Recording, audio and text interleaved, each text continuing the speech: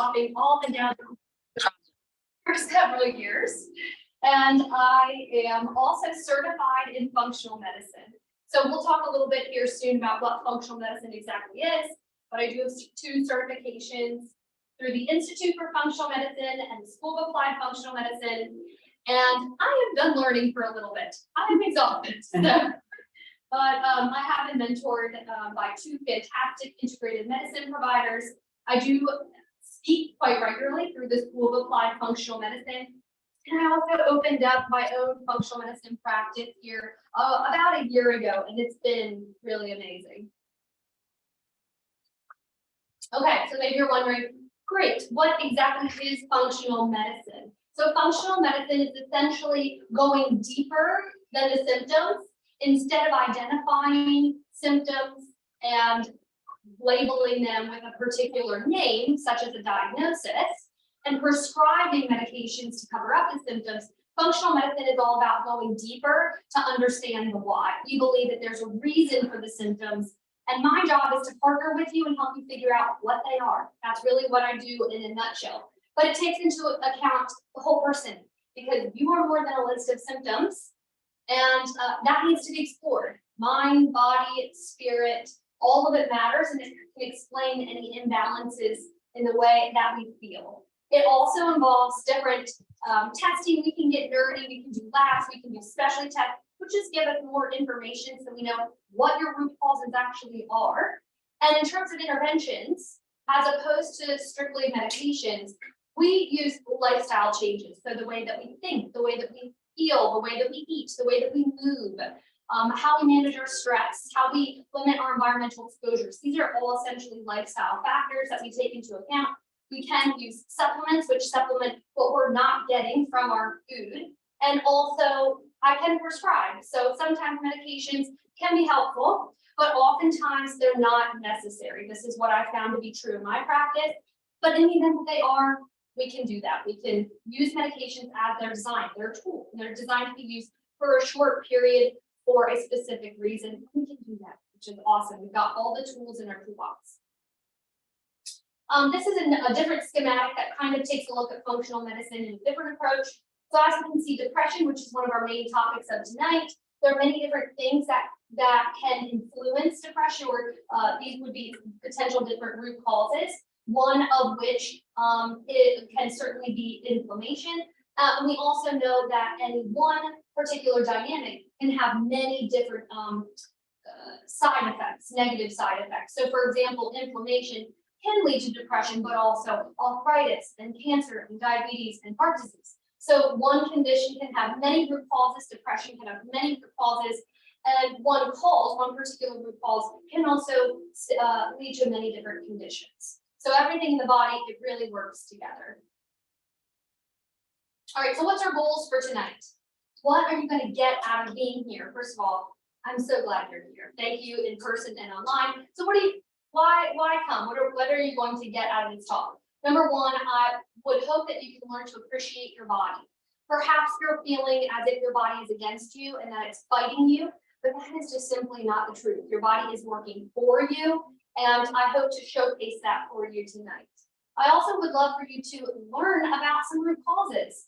Exactly our topic tonight. What exactly is at the root of anxiousness and depression? And also, I'd love for you to start to brainstorm your why. After going through all the different root causes, what could be true for you? 2 people with the same exact symptoms, 2 people with anxiety, for example, can have vastly different root causes. And that's why it's all about the power of the investigative process, which is true for each person and is necessary, in my opinion, for each person. Okay, what's on the agenda? So we're going to explore anxiety and depression, and we're going to debunk some myths. Maybe we have some preconceived notions about both, and you might be surprised what we talk about there. Then, of course, the pièce de résistance, the root causes, the why behind the symptoms. Where could some of my anxiousness and depression be stemming from? Then we're going to take a deep dive into the gut. Spoiler alert, gut dysbiosis can definitely contribute to anxiety and depression. So we're going to talk about that, and also nutrients. And we're going to learn about different tools that we can add to our toolbox. So right now, we might be thinking about medications and therapy as two different tools in the toolbox, and they're two tools that are really fantastic. But what else, right? What are some other things that we can reach for when we're feeling anxious or depressed? And next steps in healing, what are some additional action items that you can take today in order to continue your healing journey? All right, just a quick disclaimer, this is not medical advice, it's for educational purposes. My goal is for you to learn. Okay, so is this you or someone that you love? Are you feeling frustrated by your lack of progress in therapy? Maybe you've been attending regularly and you've been really putting in the hard work, but you're not seeing the payoff. You know that there's more and you're just not quite sure what it is. Maybe you intuitively know there is something deeper that is physiologically going on. You're not exactly sure, but you know that there's something else. Or maybe, you just are intrigued by this whole root cause approach. It has been quite trendy recently, and maybe you want to see what it's all about. Regardless, this is definitely the talk for you. You're in the right place. Okay, so let's talk about anxiousness. Let's talk about anxiety, debunk the myth. First off, what are some common signs and symptoms? These are some things that are going to feel very normal to us, things that we hear all the time when we think about anxiousness. Certainly feeling restless, feeling wound up, feeling on edge. Maybe we're super just tired, or maybe we're just really not able to concentrate, whether it's at work or whether it's on school. Maybe we're just super irritable. We're noticing that we're just making flippant comments to family, loved ones. It just doesn't feel quite right. Maybe we're noticing headaches or muscle aches or stomach aches or even some weird pains going on in the body.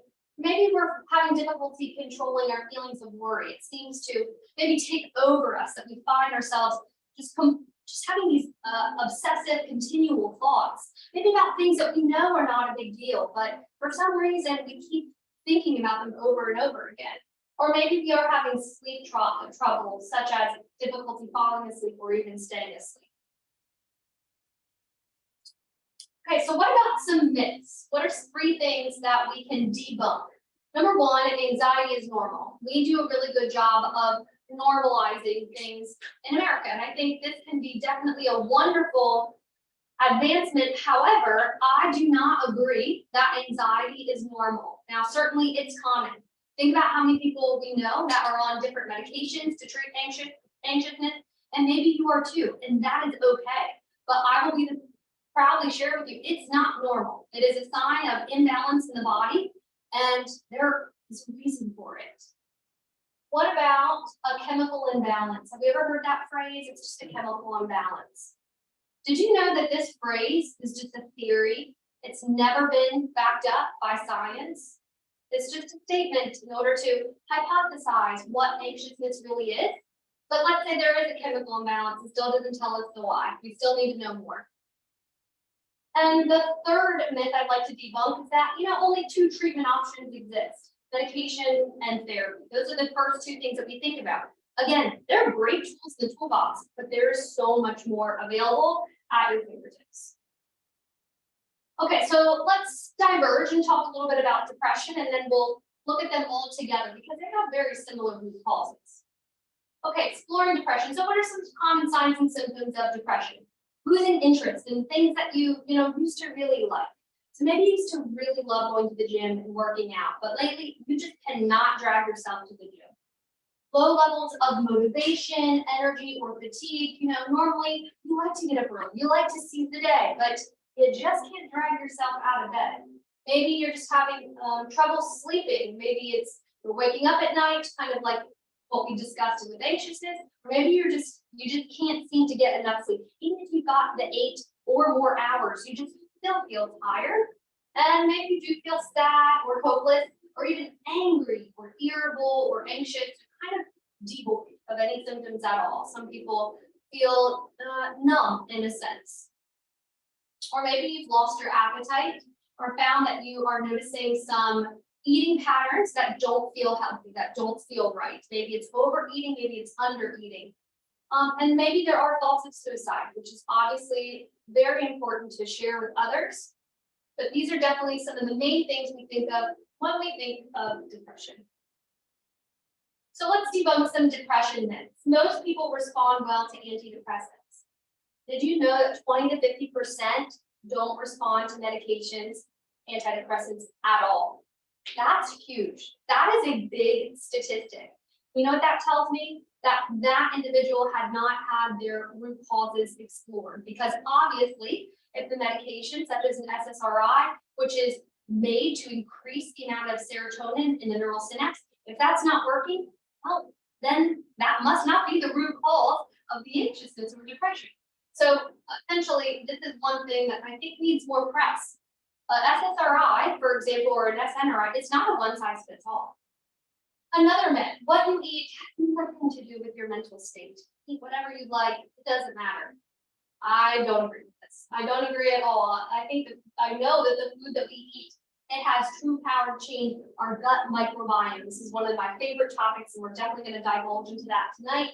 And we know studies and show that what we do eat does absolutely influence the way that we feel. And the last myth, depression is due to low serotonin.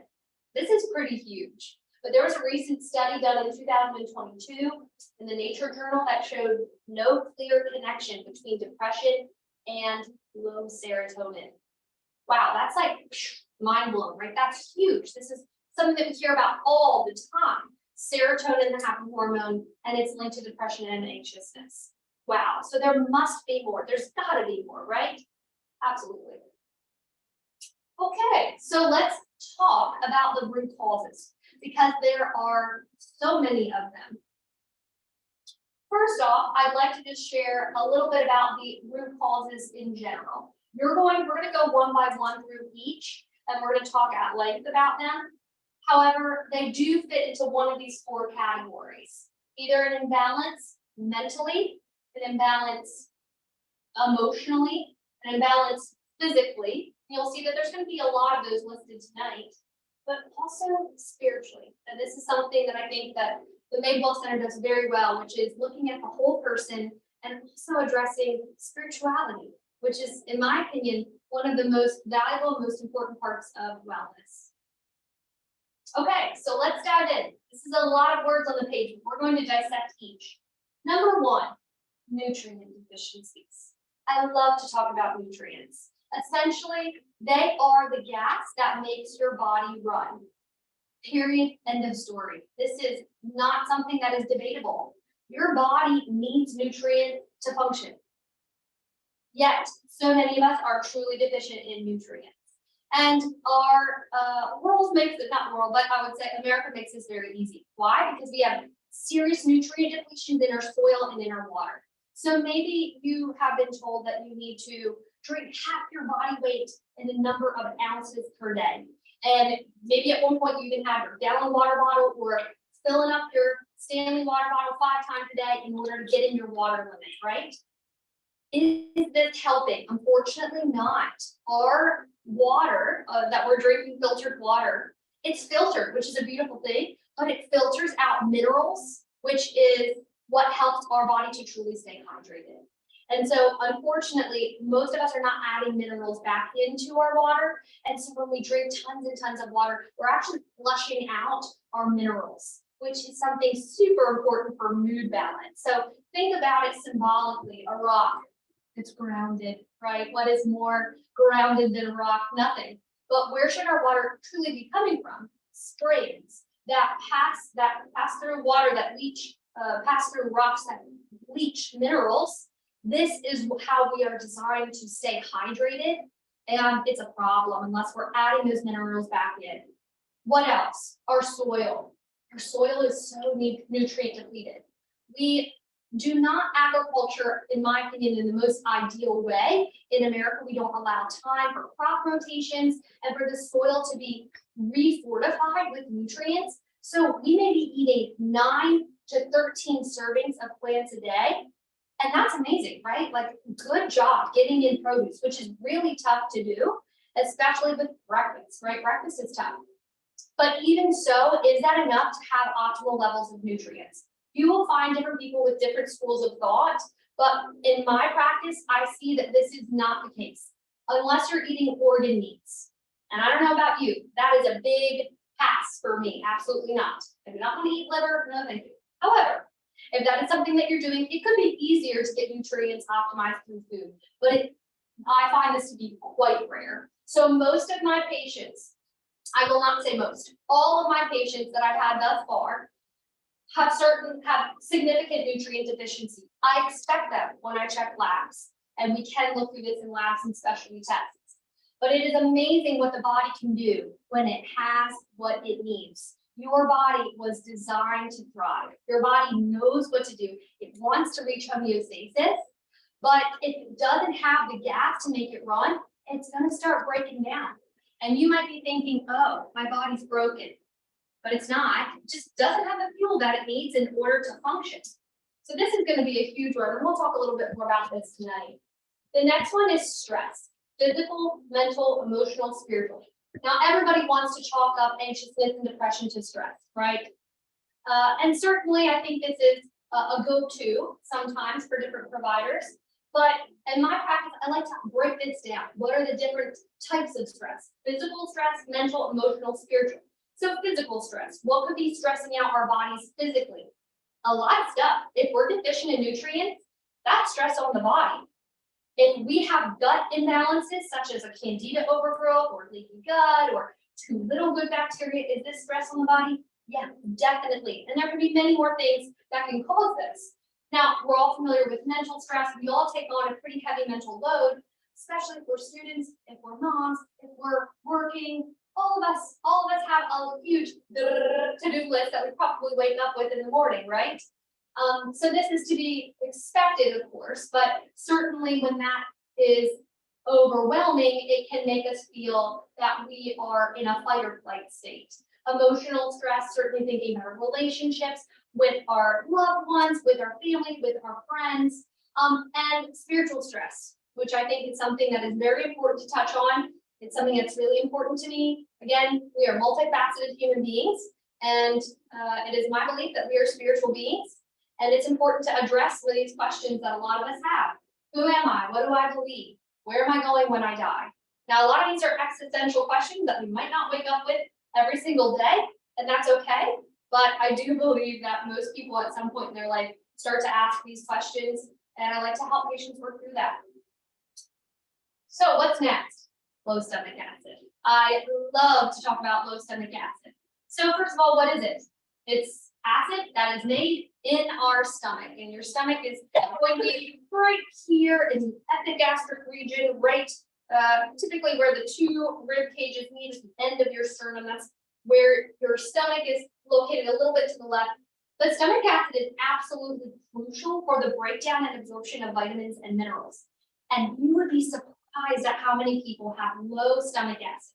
Now we talk all the time about heartburn. How many people do you know that are popping tongues left and right before they go to bed, and they blame it on aging, right? I must be getting old, I'm using Tums. I don't buy it. That's not normal, guys. No need for Tums, but certainly there's a reason for it. And when stomach acid is too low and we go to do normal things like eat, our body will overcompensate because it's awesome in order to meet our needs. But when stomach acid is low, and we can touch on this later on as we divulge into the gut, we know that this has a lot of negative side effects. It's mainly used to break down amino acids. And so those are what make up protein, which are actually critical for things like the development of neurotransmitters like dopamine, and other things as well, such as detoxification. We need stomach acid to absorb minerals. We've talked about how important they are for mood stabilization, but also B vitamins. B12 has a lot of press time these days. And we need pepsin, which is part of that digestive acid production in order to really sufficiently absorb B12. Low beneficial bacteria. What is beneficial bacteria? Well, in our large intestine, we have trillions of bacteria, or should, which are super important for a lot of different processes, which we'll get into. It can help to make neurotransmitters. It can help where we store the immune system, and we'll talk about it additionally. However, bacteria are important because they send signals to the brain that influence our mood. This is well understood. This is not woo-woo information. This is backed by science. What else? Previous unresolved trauma. Yes, of course, right? Going through traumatic experiences and not properly walking through them, processing them, resolving them. We know that traumas, which everybody has a different definition of, right? Certainly it's a trendy word these days, trauma. But what is trauma? Trauma is going to be different for each person because it's our body's reaction to a stressful event.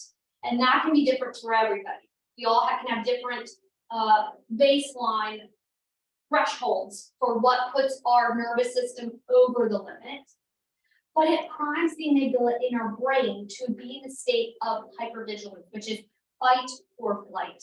And guess what? Our body doesn't heal in that state. We don't stomach acid in that state. So we're not going to absorb optimal vitamins and minerals.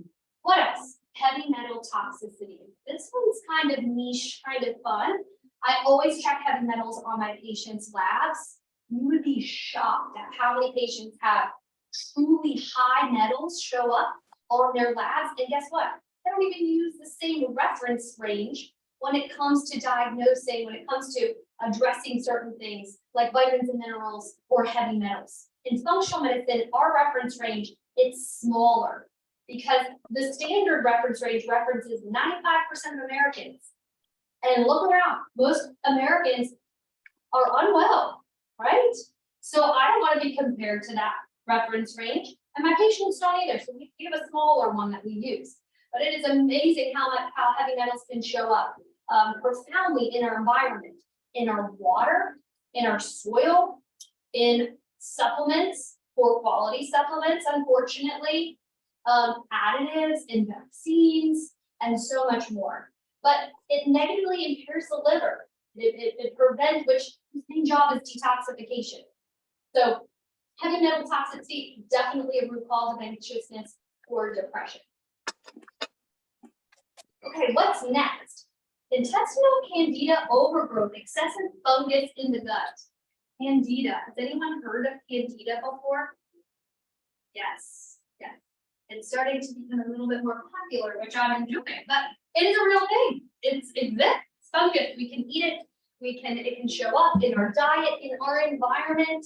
Hey guys, we live in the coastal regions. Mold is prevalent. It is an issue, and you would be shocked at how it significantly impairs our nervous system. But certainly this is connected with anxiousness and depression. Insulin resistance. What does that mean? Pre-diabetes. I believe the statistic is 1/3 of Americans have pre-diabetes. So what is the statistic for Americans who have pre-diabetes? Obviously, it's got to be more than 30%. And unfortunately, this goes undetected unless you have a functional medicine provider who can help look for insulin resistance. I check a fasting insulin in all my patients. And this is powerful information because we can identify pre-diabetes before it develops into pre-diabetes, before it develops into diabetes. But if we have insulin resistance or any type of blood sugar imbalance, then typically we have spikes and dips in blood sugar throughout the day. And when that blood sugar is low, oh, we feel terrible. We feel awful. We feel tired. We feel anxious. We feel irritable. We can get snappy, hangry. Have we heard the term, right? Anybody guilty of that? Yeah. So certainly insulin resistance can contribute to anxiousness and depression. It's amazing what having stable blood glucose can do to us. What eating 3 amazing meals a day with protein and fat and fiber. It's amazing. Low progesterone. So this is typically something I see in my women going through peri and post-menopause, where it's natural and normal for progesterone levels to drop. This is not something special or rare. It's expected. It happens to most women, unless there's any potential surgeries that are contributing to this. But anyhow, when progesterone drops, GABA can drop too. So progesterone breaks down into 2 metabolites, alpha and beta pregnanediol, and beta pregnanediol increases GABA. Now, what is GABA?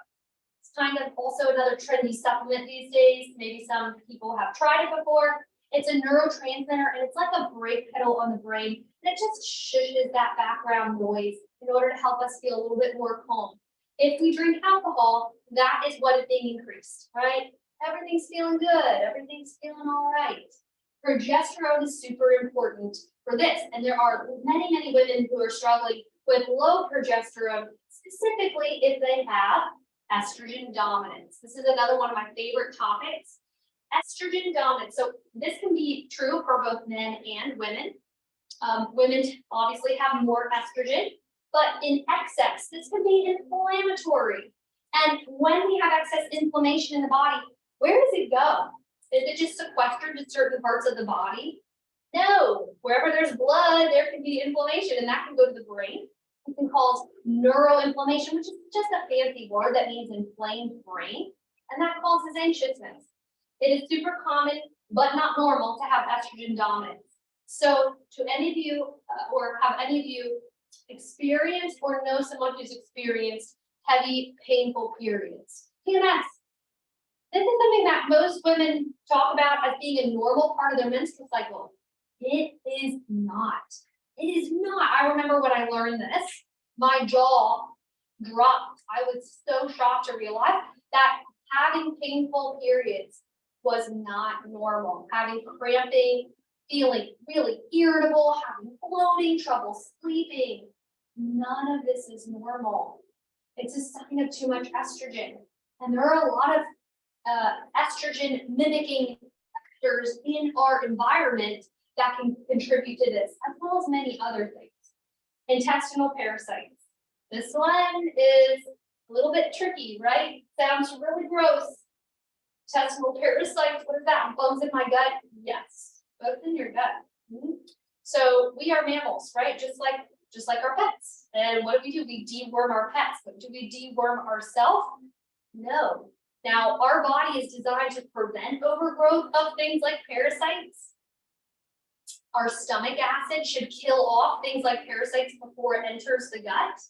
But if we're struggling with low stomach acid, which a lot of people are, then this can make it easier for parasites to set up shop, and they rob us of our nutrients because they gotta eat to stay alive. I know this sounds gross, but it is real, and it is definitely something I help patients with often, but this is what makes it tricky. They don't show up on testing. And I love specialty testing and I love gut testing, but they are not guaranteed to show up on testing because when are parasites active? At nighttime when we're sleeping. So they're not going to be readily present in stool tests. This is why we have to assess different things to look for them, such as labs, and of course, your symptoms. Clenching or grinding your teeth at night, itching in your body, itching of the rectal area, skin issues, rashes, I mentioned itching. Those are some common symptoms of parasites. Adrenal imbalances. What are adrenals? There are two organs and they sit on top of our kidneys and they look like little party hats. And they do help us in times of stress. They release cortisol and DHEA and other hormones that can help us through fight or flight situations. Think about mothers, maybe you've seen in the news, who are able to lift amazingly heavy things because when their child was stuck. How can this happen? How can a mom get superhuman strength? The adrenals have taken over and they've released a lot of catecholamines that can give us really amazing strength for a short period of time. These adrenal hormones can certainly be unbalanced. They can be too high or too low, and certainly in times of stress, DHEA can increase, and this can lead to a lot of different side effects such as hormonal imbalances and promote the sympathetic overdrive, which can contribute to anxiousness and depression. There's more. Hypothyroidism. I went to my doctor and he or she checked my TSH and they said it was normal, so I'm good, right? I don't agree with that. It depends on how you're interpreting the labs. And I'll share with you that it is not uncommon for many people in America to struggle with hypothyroidism because the way that we look at the thyroid in functional medicine is totally different than in conventional. So what are some signs of hypothyroidism? In addition to anxiousness and depression, dry hair, dry skin, dry nails, constipation, and there are many others, but those are some of the more common symptoms. We check these in a different way. We're looking at more specific markers that are going to be more accurate, that tell us what's bioavailable. And guess what? We can have autoimmune thyroid diseases too. There are 2 antibodies that we can check, and they can attack and slow down the thyroid. Unfortunately, these aren't things that are often assessed in conventional medicine. So this is where the difference lies. These are some of the nuances of functional medicine. Mycotoxins, mold. Why would this be a problem? Why would this make you feel anxious or depressed? Because it massively disrupts the nervous system, and it can even disrupt the vagus nerve. Now we're going to talk about this in a little bit, but this is incredibly common and it goes way under the radar. I did not learn about mold when I went to PA school. I learned about it in functional medicine training through both of my schools. And it is shocking how many people in this area are exposed to high levels of mold. Does that mean that you're going to have mold stuck in your body? Not necessarily. It really boils down to how quick your body is at getting rid of toxins. It's not necessarily the toxins that are always the issue. We're not going to walk around in a bubble and be sterile and avoid every single toxin. No way. We live in real life. We're going to be exposed all the time. And that's just a normal part of life. But what I like to help patients with is not the constant attacking of toxins and equipping your body to do what it's designed to do. Your body knows how to get rid of toxins, including mold. Mold is ubiquitous. If you go outside, you're going to come into contact with mold. Maybe we are living in an environment that is incredibly infiltrated with mold, and that can be a problem. But ultimately, we want to support your body. Lyme and co-infections, another thing that goes undetected. Many people can be exposed to Lyme and never develop Lyme disease. That's amazing. But certainly this can happen. And unfortunately, the conventional test that's used to look for Lyme disease is not accurate. There's up to 60% false negative rate. So 60% of the time, a negative that shows up on the test is truly positive. So we have different tests that help us to look for Lyme and co-infections, and it's way more accurate. This also disrupts the nervous system. Some of the most characteristic symptoms of Lyme, co-infections, and also mold are going to be anxiousness and depression. It is amazing how my patients feel mentally when we address these dynamics, which we can, of course. I wouldn't share these things with you if we couldn't address them. Yes, I do this all the time. Except excess gram-negative bacteria. So back to our gut, we can have bacteria that are not supposed to be in our gut. Why would that happen? If stomach acid is low. And this is very common, but that's kind of like stomach acid is like the bouncer at the club that says who can get in and it says who can't. And so if the bouncer of the club is there, then hey, we're good. We're keeping the bad guys out. We're letting the good guys in. But if the bouncer of the club is gone, well, hey, it's a party. Anybody come on in, including gram-negative bacteria that can produce a toxin called lipopolysaccharide that is cytotoxic, meaning it can damage cells and it can cause inflammation. And if that gets into the bloodstream through leaky gut, it can certainly contribute to anxiousness and depression. What about bile? Bile. Bile is made by our liver, stored in our gallbladder, and it's released when we eat foods that contain fat to help break down those fats. Many people actually have low bile. And of course, for any of these things, there's a million different more root causes, but low bile can certainly contribute to anxiousness or depression because it is essential for the breakdown of fatty acids like omega-3s and also fat-soluble vitamins like A, D, K, and E. And many people are low in fat-soluble vitamins. I see them on labs, and it is something that I expect. It's often something that we quickly supplement with in order to optimize. Leaky gut. We're going to talk a little bit more about this. This gets serious press time, and I am loving it because it is real. It's also known as enhanced intestinal permeability, and basically allows stuff from the gut to get into the bloodstream. And it's unfortunately super common. Okay, you guys made it. Good job. You got through the many root causes of anxiousness and depression. As you can see, there are so many, and there are even more things that I didn't even list. food sensitivities, low digestive enzymes. We could keep going, but we can't. So let's move on. Okay, deep dive into the gut. Let's go. Let's talk a little bit more about the gut. So what are some myths about the gut? What do we think of the gut? What do we think about it? It's where I digest and absorb nutrients, right? It's just kind of help break down my food and get into the bloodstream. No, there's so much more that our gut does for us. It's a certain way digest and absorb, and it helps to absorb nutrients. Yay, but it also helps with making over 95% of the body's serotonin. Now we know that that's not the be-all end-all when it comes to a even mood. So I'll go on. It also helps to make over 50% of the body's dopamine. It also helps to make and metabolize hormones. Crazy. And this one's a kicker. Houses over 70% of the body's immune system. So if you are looking to improve your immune system, then this is where we want to start. This is the gut. That's where we're going to get the most payout. Okay, so we mentioned the vagus nerve before, but let's learn a little bit more about it. So essentially, you have a nerve that physically connects your brain to your gut. And it's cranial nerve 10, and it's called the vagus nerve, and it allows for signals to be sent bilaterally, meaning both ways. However, 90% of the signals go from the gut to the brain. That's crazy.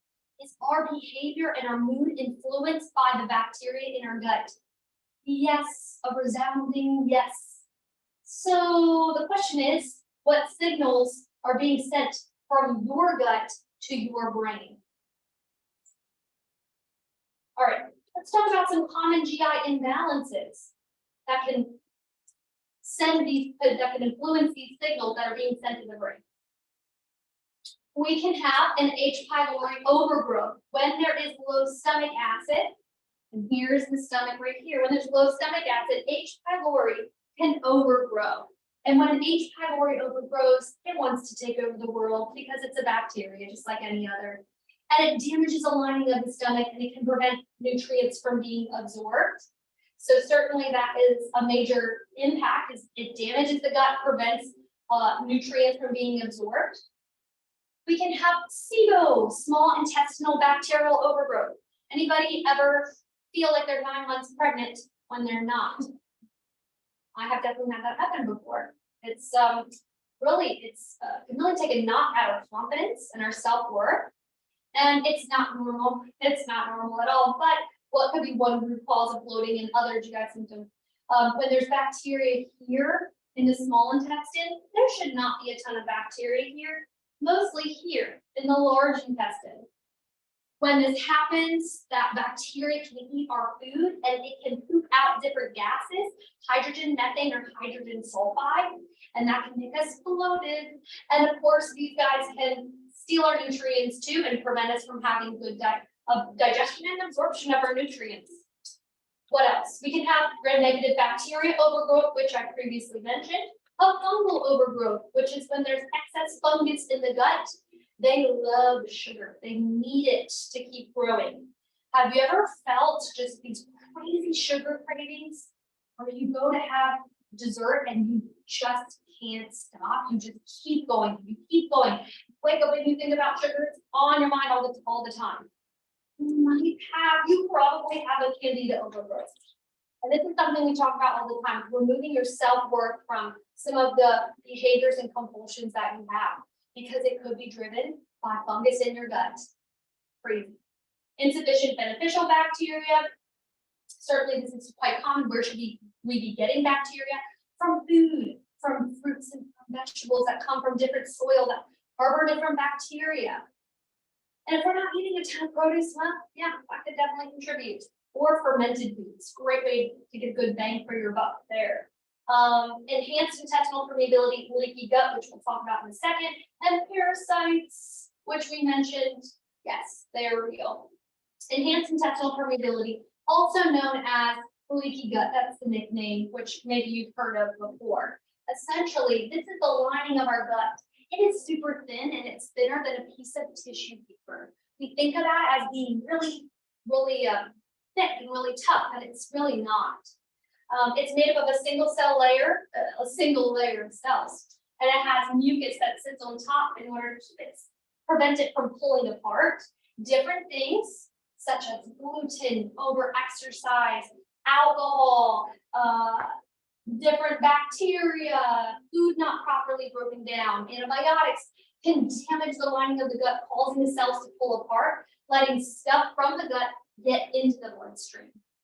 And there are side effects of this. It creates a lot of inflammation, and that inflammation doesn't just stay in your gut, it goes to everywhere else in your body, including your brain.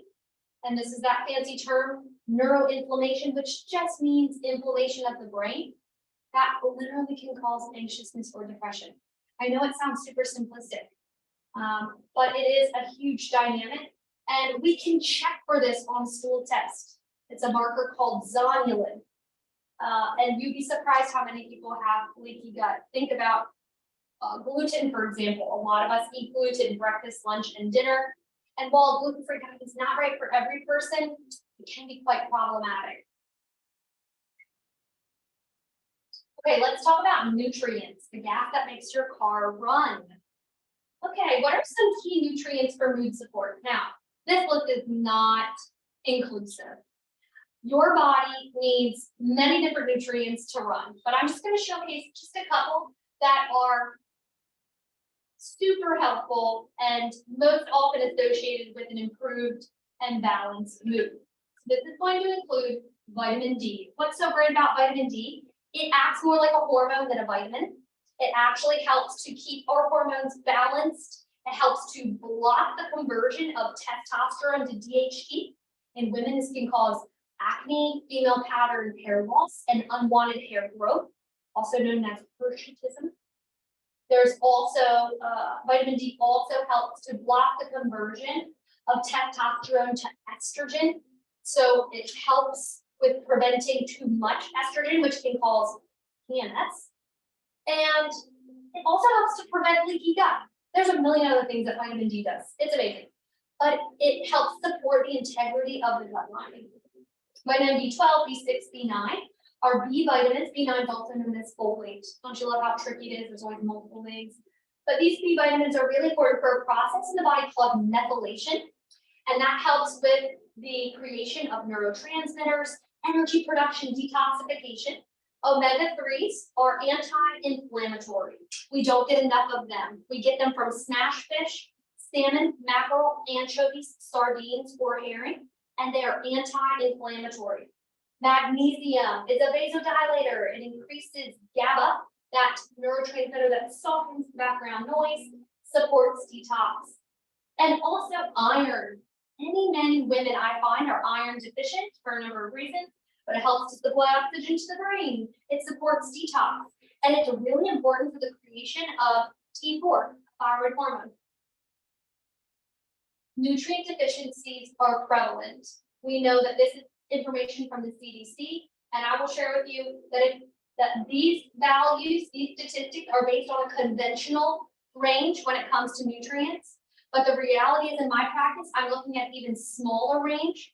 So this is just really just scraping the surface in terms of nutrient deficiencies. And what I find in my practice is that they're much more profound than this, but this certainly can lift some of the most common: vitamin B6, iron, vitamin D. How do we improve the absorption of our nutrients? We want to carve out time for meals. There's so many easy tips that we can do to help our body, give our body a leg up when it comes to digestion. So essentially, we want to help shift our body out of that sympathetic state of fight or flight and into a state of rest and digest. We essentially can sit down when we eat, avoid distractions. A big thing is chewing. We want to chew our food well in order to make stomach acid, which is so crucial. The next time you're eating, think about how many chews you're chewing before you swallow your food. The average is 6. You want to shoot for 20 to 30. Okay, expanding our toolbox. What are some additional things that we can do that we can reach for whenever we're feeling anxious or depressed? Okay, breathing, powerful tool, 4-7-8 breath. Have you ever tried it? It really works. I would not suggest you tools that don't work.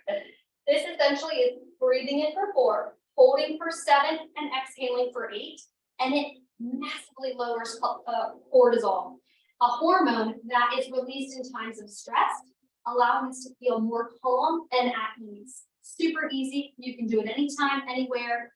No one's gonna know. You can do it pretty discreetly.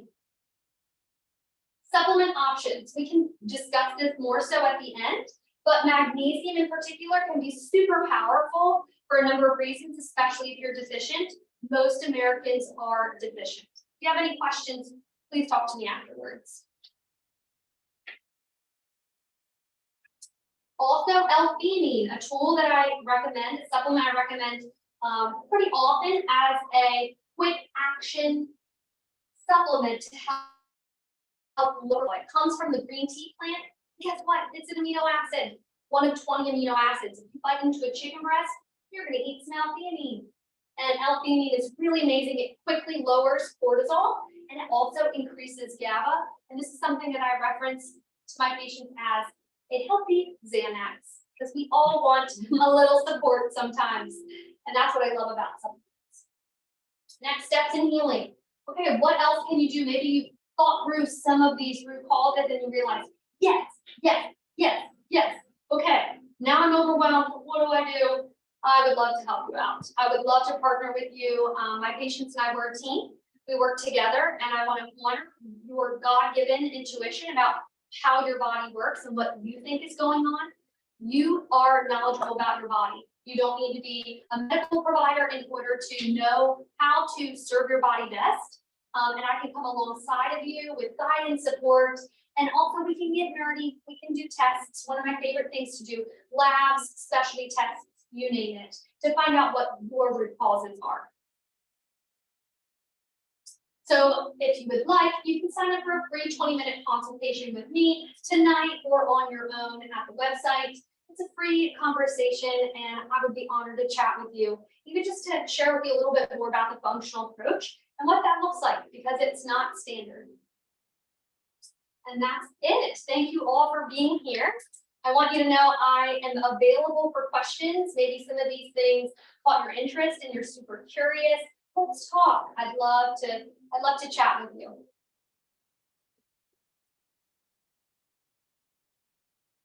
Anyone have any questions for Zoe? I thought it was super informative and awesome. So if you have any questions, Yeah, go ahead and raise your hand. I'm open. Yes. Okay, I have 2. Yes. Good. One, what would you think about, like, how would I had coli a while, like a few years back. Is that something that could be affecting anxiety today if it wasn't ever properly dealt with? You know what I'm saying? It's like I went to a regular doctor and they're like, Right. okay, it'll get out of your system, wait 2 weeks, you know, don't take this, that kind of thing. Like they don't really do anything. They're just like, yeah, write it out and be done with it. So is that? Well, if you had that at one point, then it makes me wonder, what is the state of your gut? Because your body, your gut microbiome is designed to keep balance on its own. So if you did have bacteria overgrowth that is not part of a normal microbiome, it makes me wonder why.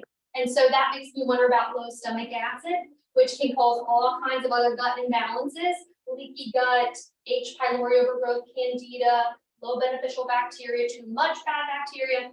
So it does make me wonder about the status of your gut today. And this is something that is a common misconception, is that in order to have gut issues, you need to have gut issues. And that is just not true. That is not true. You can, for example, gut imbalances can look like anxiousness. It can look like depression. It can look like joint pain.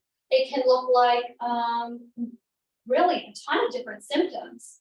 But because the founder of functional medicine says disease really begins in the gut. And that is where so much happens, where our immune system is, where we make metabolize hormones, neurotransmitters. So essentially, I would be curious to learn a little bit more about if you have any potential symptoms. And certainly that can be a test. We can do a stool test and see what's going on and help us to get deeper into the why. Thanks. Yeah. And my next one, how do you explain, like, what's the science, I guess, behind, like, like me and my husband, for example, like he chews 5 times, he has no anxieties, never had depression, doesn't have to sleep that long, like has none of these issues, and I have all these steps in place to not feel this way. How do you explain, is it like with women, hormones are so much of an influence, different personality types, like, you know what I'm saying, how do you explain? Certainly, there's a lot of factors. I think there are differences. Certainly in medicine, we find that women are more likely to have anxiousness or depression. And is that really because they have more anxiousness or depression, or because they're more likely to talk about it and actually do something about it? So there's major debate when it comes to that. But it really, what I help my patients with is really getting in tune with your body. A lot of people think that they feel good, but what I notice is that until I help them feel amazing, they don't realize that feeling good was actually feeling pretty crappy. So everybody's definition of doing okay, feeling good is gonna look different. And certainly if we're a little bit more in tune with our bodies and we can pick up on different signs and symptoms that our body's off balance, then we might be a little bit more apt to acknowledge that maybe we're not doing okay. So, everybody's different. Everybody has their own biochemical makeup. Everybody is unique. They have their own sets of life experiences. And certain things influence others differently depending upon our genes and the way that we're wired, neuroplasticity. Yeah, there's a million different theories, but that's kind of my personal stance.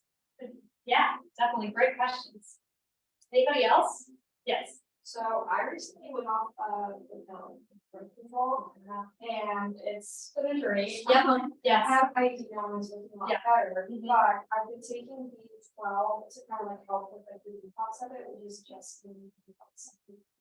Well, this is going to be the most common answer, but it depends, right? Because you're unique and different people might have a different requirement for B vitamins.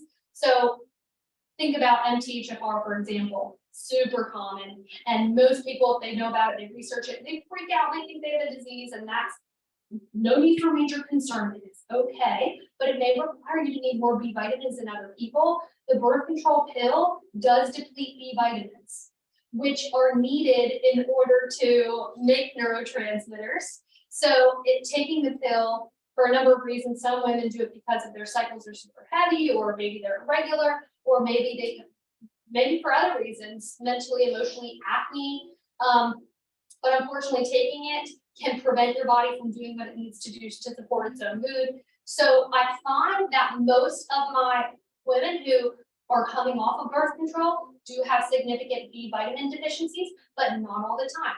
And so that's why we check labs. So we would look at markers that are accurate, not just serum, not just what's floating in the blood, but marker called methylmalonic acid and homocysteine to tell us exactly what you need, and I can recommend the exact amount. And B12 there are many different varieties. There's cyanocobalamin, which is synthetic and no bueno, we don't want it. Methylcobalamin, adenylyl, and hydroxycobalamin. If you have MTHFR mutation, and there's different ones, I am not going to recommend methylcobalamin because it can contribute, unfortunately, to anxiousness. So there's different forms, there's different amounts, but I do find that most women do need extra B vitamins, but not all. Yeah, good question. I love to help women coming off of birth control, and I find that so many people are doing it now. There's a huge movement. A great book is Beyond the Pill by Dr. Josine. Right. Thank you. Yes, it's a great resource. Anyone else? Yes. I'm just gonna follow up to her because a couple years ago went off birth control and Yeah. had IUD and I've been dealing with acne ever since, and I've been to multiple dermatologists and nobody's ever home. Like everything they prescribe or they suggest, or nothing is really. Yeah. When I think about IUDs, so typically there's the Mirena, which is synthetic progestin, and there's Kylena, which has a little bit less progestin. They are synthetic progesterone, so the body does not see it the exact same way as bioidentical progesterone, and it can create inflammation in the body, unfortunately. But some women do better on that than say the pill, which is mostly, and there's different types, estrogen based, synthetic estrogen. So, acne, is a sign, tends to be a reflection of the gut. The skin, we often say, is a reflection of the gut. So there's many root causes for acne. It sounds like for you, it was pretty tied in very closely with the synthetic progestin. And that is not an uncommon experience because it's synthetic. So there's a lot of options. Certainly it's important to take into the whole person into account. Why are we using this? Is this for contraception or is it for other reasons? And there are a lot of other options. For example, figuring out why, hormones are imbalanced. That's what I help with people, many people with mostly. But we do have other options. So if estrogens are super high, so a little bit of bioidentical progesterone for women who have PMDD, which is really significant PMS, where they feel super unbalanced, almost suicidal during that week before and of their period, that can be a huge benefit in the right person. So seems to be that there's a strong correlation there. And I'm thinking about the synthetic nature of that progestin. Any other questions? But I'm very interested in the bioidentical hormones and medicine. I read in Summer's book a few years ago. That was wonderful. But I was wondering about like the why, the anxiety, depression. So and you talk about trauma. So I have 3 boys, and their dad died when they were young. The youngest one was just 2. So the younger one and the middle one struggle with depression and anxiety. My older one doesn't. So, I'm like, I'm just trying to figure it out. And I know they don't, if one does not, they both, well, one eats really crappy, just put it out there. And the other one eats a little bit better, he works out, but he drinks those stupid energy drinks. So, so like if they worked on their gut and all that, would that help then get through to if it was, say, the causes like the dad or like that's there. So I'm thinking it's more than just, right? You got the trauma and then you got. Good question. If that's cleared up, then maybe we can get better. Well, very rarely is there ever just one root cause, and that's the hard truth. So if trauma is a part of the picture, it can be a huge dynamic, but what else? So trauma puts times the amygdala in our brain to be in a state of hypervigilance, and that's can take over subconsciously. And when that's the case, unfortunately, we don't make a lot of stomach acid because our body thinks we're running from a bear. And if we're running from a bear, is it a good time to stop and have a picnic? No. So why would we make good levels of stomach acid? Doesn't happen. So if that's the case, then nutrient deficiencies can be super profound, which are needed to balance our mood.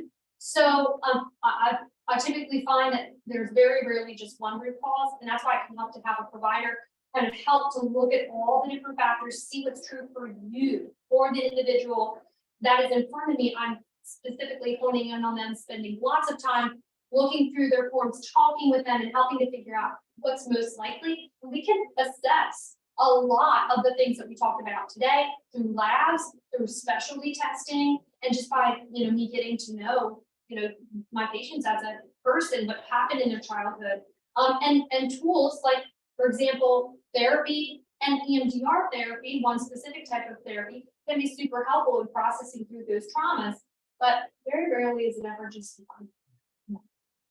But that's a great question. Yep.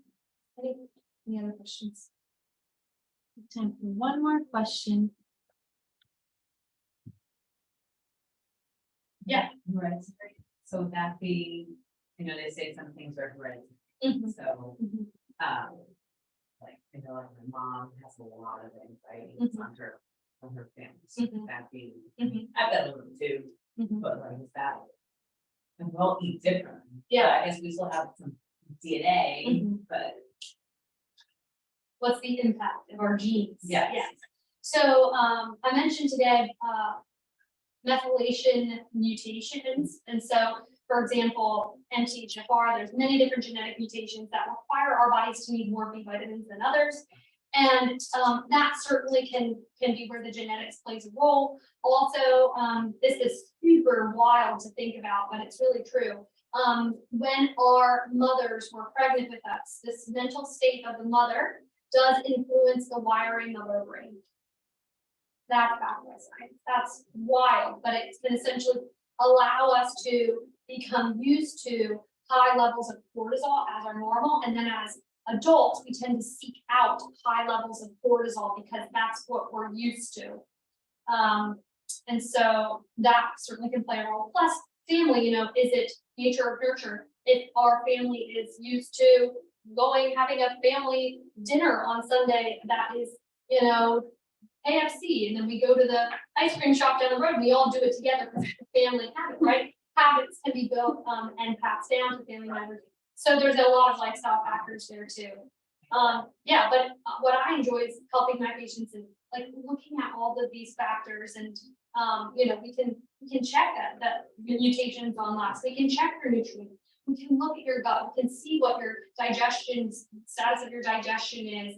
And we can explore things like this therapy options that can address some of those previous traumas. And often what I find is that I cannot do it by myself. I need to have a team of other professionals who are with me, and what benefits the patient is when they have multiple people in as part of their team. For example, my husband in the back, he assesses the valves in our gut, which we didn't even talk about tonight, that influence digestion. I refer to him often. For example, therapists, I often refer to therapists. I'm not a therapist myself. Many of my patients need support specifically with traumas. I have a lot of patients with previous traumas specifically. And it helps to have a whole team. Great question. That's it. Yeah, thank you guys for coming. Let's give it up for Zoe. I know we should put up some cards. Make sure to grab one of our business cards on the way out. So if you have any questions, or take advantage of a free 20-minute consultation and just see if working with Zoe is something that might be right for you and where you're at. Yes, and we didn't talk too much tonight about magnesium or L-theanine, but if you are interested, I would be happy to set you up in my supplement registry and help you explore that for yourself if you're interested. And also I'm available to answer any questions if you have them privately, so we can talk. But thank you so much for being here. I appreciate it. Thank you.